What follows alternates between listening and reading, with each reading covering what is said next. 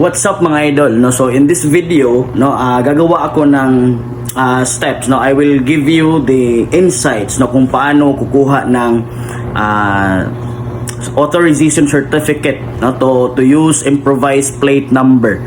'Di ba alam natin na this coming September 1, ipa-implement na po yung no plate, no ride. Ibig sabihin, kung walang plaka na binigay sa iyo ng company or no plate available, huhulihin na ng LTO, no? So based doon sa binigay sa memorandum, no, ang hinuhuli is yung year 2023, 2024, no?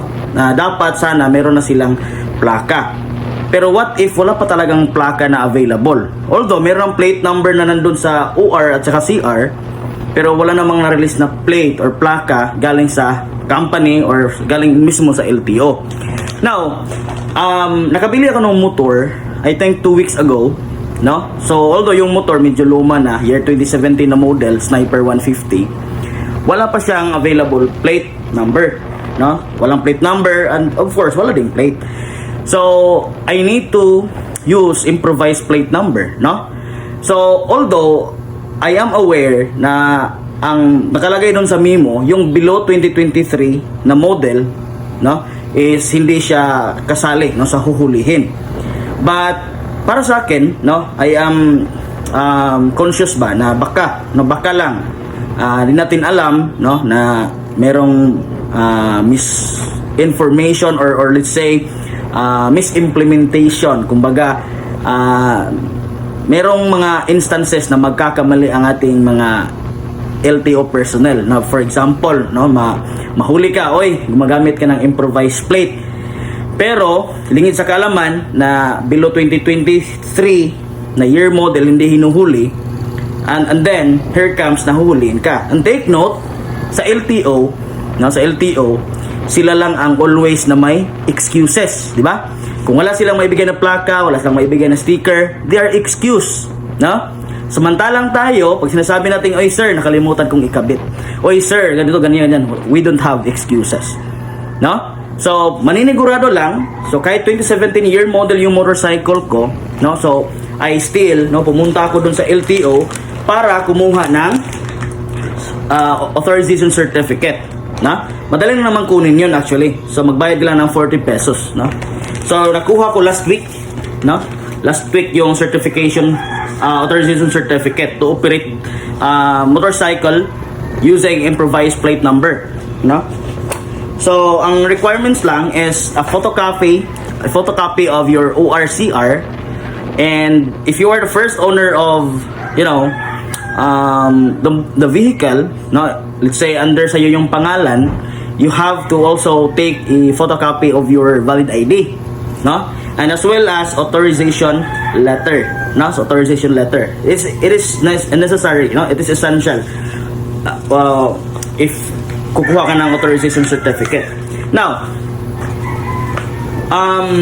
even if you are the first owner of that vehicle, nakapangalan sa iyo yung vehicle, no? You still need to secure a letter request, no? Letter request. So, ang letter request, ito ay naglalaman ng request for verification of the vehicle, no? So, dapat ilagay mo dun yung tawag dun? MB file ng yung motorcycle, no? So, nakita ko lang sa online, daming nag-ano na, ako yung gagawa ng ano sa inyo, tawag ito, letter request, no? And then magbabayad ng magkano yun, basta iwan ko, no? So para hindi na kayo magbayad, no? So I will just tell you kung paano yung authorization letter. Okay, wait ha, I'll just try to find the authorization letter. Okay, authorization letter, and then you have to sign it, no? Teka lang ha. Titingnan ko lang kung saan yung nakaano. Kasi alam ko dalawang kopya yun. I'll just check in my bag. Hold on ha, for a while.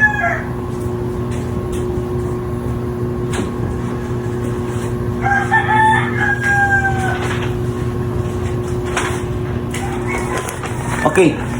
Okay, so bali ito, no? So, request, as you can see, no, I don't know if you can read.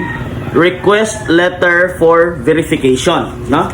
So, ang naglalaman nito, no, I will just post the letter here so that you can read a sample of the letter request, no? So, to whom it may concern. Okay?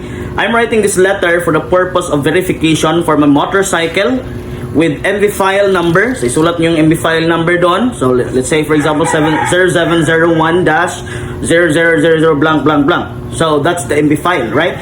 The MV file will be seen under your ORCR. No? So, in your CR, in your OR, no? So, OR of your motorcycle, official receipt, makikita yan under the plate number. No? So, nandun yan sa baba. Okay? So, here, no, so sinulat ko dito, I authorize after the MB file number. So actually that's the verification number that we're in. Ito yung gagamitin ni LTO or staff ng LTO para i-verify yung vehicle mo if it's true that the plate number is not yet available. Okay? So I authorize, so my name, I put my name here because I'm assuming second person since I am not the first owner of the vehicle. Na? I am authorized, I authorize Jonrel Butas like to claim the plate number in your branch, but unfortunately the plate number is not yet available, na? So actually I went to Talisay branch. Sabi nila kasi nandun daw yung sa impounding area yung mga plate. So pumunta ko doon, upon checking hindi pa available yung 2017 plate number. Now, I'd like to ask for a copy of certificate of authorization to use the vehicle or to request for some paper documents that align with the new guidelines accordance with the new memo from LTO with regards to no available plate number. Alright? So that's all. No? That's all. Yun lang yung lahat ng ilalagay mo sa letter. As long as naka-provide on yung MB file number. That's a very important thing. And then, respectfully yours, then the name of the owner, and of course you have to put the sign. Alright, so if you are the first owner, so walang problema sa'yo, you have to create your letter request. And then if you're a second owner, so di ba when you purchase a motorcycle, nandun naman yung valid ID, di ba, merong 3 signs, no? You can crop that sign and remove the background and then insert it in here, no, para hindi mo rin ma-hassle yung tunay na may-ari. Alright, so that's all for one of the requirements. So again, you have to prepare the copy of the ORCR. Second, letter request for verification. You have to put request letter for verification. That's the title of your letter request. And then secure a copy of your valid ID. No, if you have license, then license much better. Then ganito na yung itsura ng nung na-release na. Actually hindi siya na-release agad. I don't know what happened. So it takes a week, no, before ko talaga na get tong copy ng certification, no? So nakalagay dito sa certification, no, to whom it may concern. This is to certify that the motorcycle vehicle, more particularly described here under, to wit, no? So all the details like plate number, MB file, engine number, chassis number, the brand, the series, no? So a body type, the certificate of registration, OR, no, registered owner, and the address, no? So there is a bold letter here, a bold line, no? Has not been issued a private plate by this office. So ibig sabihin, wala pang available na plaka. They verified that there is no available plate number of this motorcycle. So with this, no, so during the checkpoint, sa mga checkpoint sa LTO, pwede mo ipapakita to para hindi ka huhulihin.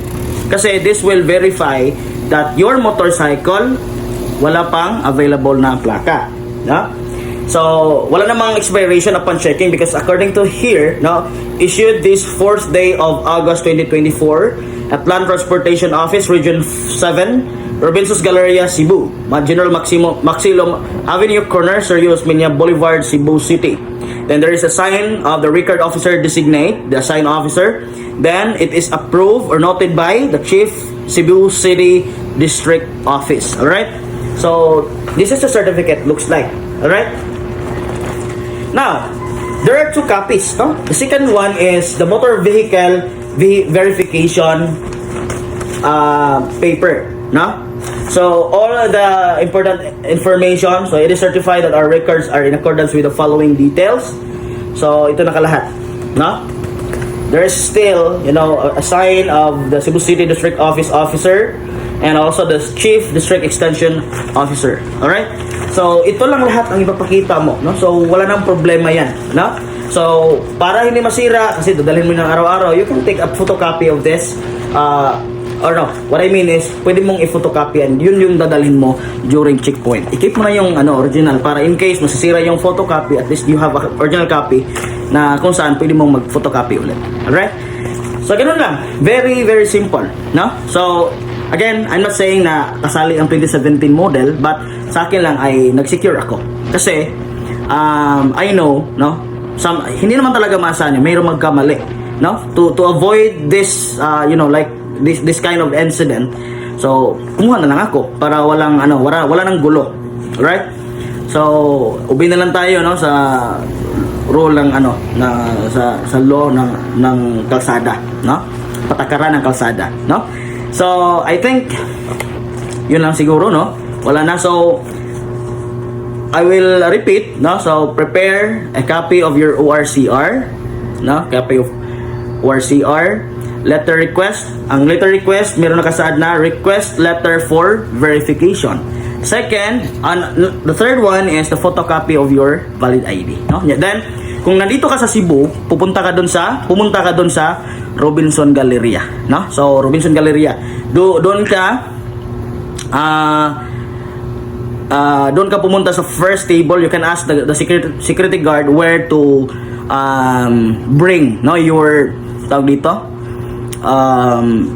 requirements, no, for verification of your vehicle, no. So merong guard doon sa harap, no, and then meron ding table doon na may lalaking naka-assist.